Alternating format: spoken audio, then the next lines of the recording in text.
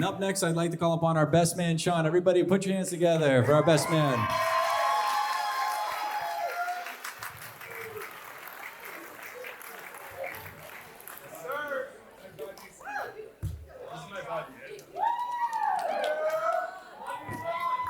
Hi. Am I too loud? Am I good? Good. Okay.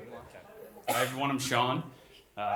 First off, I want to thank everybody that helped set this lovely day up. It's so beautiful here. And on that note, I'd like to acknowledge how fitting it is for us to be celebrating this day at the Lakeview Pavilion. This is considering that Joe and I's relationship and many others in this room were cultivated in the Waltham neighborhood of Lakeview, and more specifically on Lakeview Avenue, where Joe spent a large part of his adolescence. You might think that's a little cheesy, but I find that to be very poetic. It's hard to assign a time frame to Joe and I's friendship. We spoke recently about how we don't remember meeting, but we know that it's been about 25 years. We simply grew up on the same street by luck and chance, and I thank the universe for that quite often.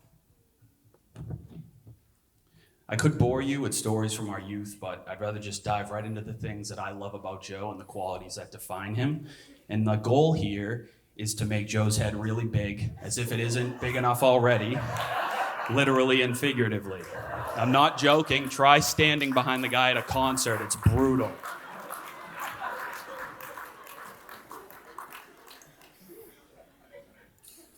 Joe is a natural conversationalist. He can relate to anybody. He always finds a way to engage strangers and new acquaintances, sometimes turning them into lifelong friends. Joe is every waiter, waitress, and bartender's favorite patron, and every barber's favorite client. A man of many crafts, Joe is a seasoned graphic designer, even though he's colorblind. Joe is a master in the kitchen, a connoisseur and appreciator of beer, wine, and spirits, and Joe is a student of music. He's a man who puts focus and care into his appearance and style, and somehow he always seems to have the answers, from the simplest of questions to the most difficult conundrums. A quote of his that I really like is that it's better to know a little about a lot rather than a lot about a little. Is that right? Something like that? Who'd you steal that from, your dad? Joe exudes generosity and hospitality like few others, going as far as to make me and a couple other guys a gourmet carbonara dish at 1 a.m. after that same concert I just mentioned, along with endless cocktails.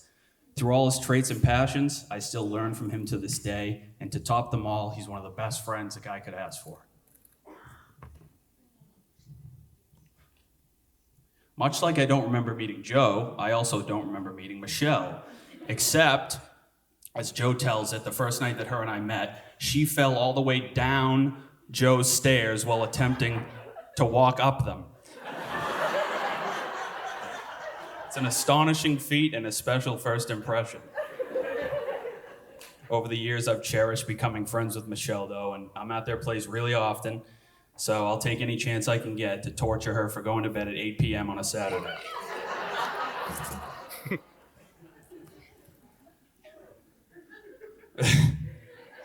Michelle, to say that I'm thankful for your love of my friend would be an understatement.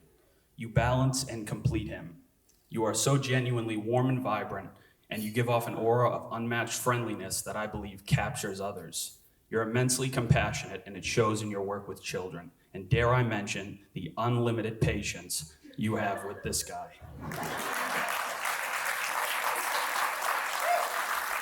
You guys may have seen her running around Waltham like a gazelle, and one day you may see her on a bestsellers list because she is an inspiring creator and writer. Guys, she writes graphic novels and she runs marathons. Anybody else in here do that? Anybody? Didn't think so. Together, both Joe and Michelle are marvelous, and marvelous in the way that they interact. In minutes, I've seen them bicker like an elderly couple, banter like best friends, and flirt like they just met. And to me, that's love. And I want to make it very clear how often I'm in the presence of these two. I am not your average third wheel. I've spent the majority of weekends in my life with Joe, and his relationship with his now wife has only been fortified over time. And it's not just me who can say this. I say this because the both of them have directed ample amounts of their love and energy to their own individual friends and family. And yet they still have the world to give to one another. I've said it before, I'll say it again, I'll scream it from the rooftops. This is not as common as you may think it is, and they should be celebrated for it.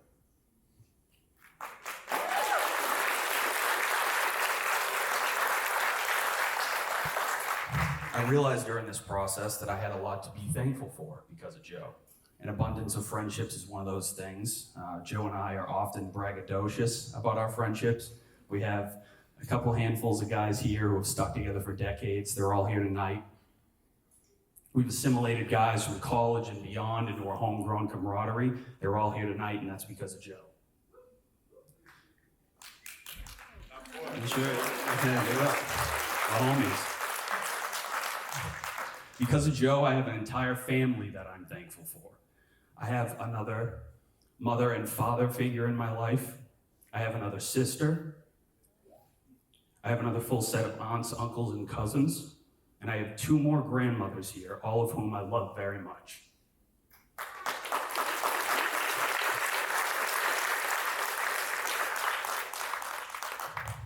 Because of Joe, I have Michelle. And because of Joe, I not only have a best friend, but I have a brother forever.